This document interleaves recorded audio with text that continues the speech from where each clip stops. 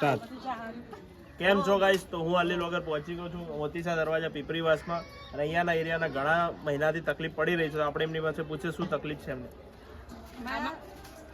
7 મહિનાથી એક ગાડીમાં હેરાન થઈએ છીએ પણ કોઈ સાંભળતું નથી અમારું. અને ગંદકી કેટલી થાય છે, મચ્છરા કેટલા પડી ગયા છે, કોઈ સાંભળતું નથી અમારું.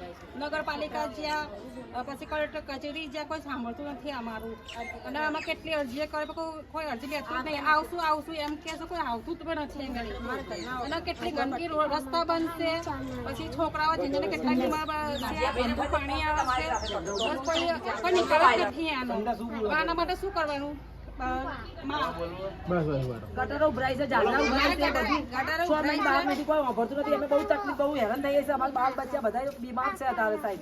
અમારે સંડાસ ક્યાં જવાનું? સંડાસ એવા ઉભરાય છે અમારે. અમારા બાયનાની વધારે થાય છે. અમારા છોકરાઓ બીમાર વાજા થાય. પછી 7 મહિનાથી અમે હેરાન થયા. કલેક્ટર કચેરીમાં અમે અરજી આપવા જે અરજી સાંભળતા નથી કોઈ, અને કોઈ અમારું સાંભળતું નથી, આપતા નથી. મેલાની આવશું 1-2 વખત જ્યાં 3 વાર કાલે છેલ્લા અમે ગયા તો આયા નથી. અને હવે છેલ્લી વાર વોટ આલવા લેવા આવશે ને તો અમે વોટ બી નહીં આલી. અમે બિલકુલ વોટ નહીં આવીને અમે છે ને હવે બધું નહોતું થશે અને એ આવશે ને તોય બી તાઇપો થશે. હવે બહુ કંટાળી રહ્યા છે ને અમે સ્ત્રીએ બહુ કંટાળી છે અમારા મહેલાની અંદર.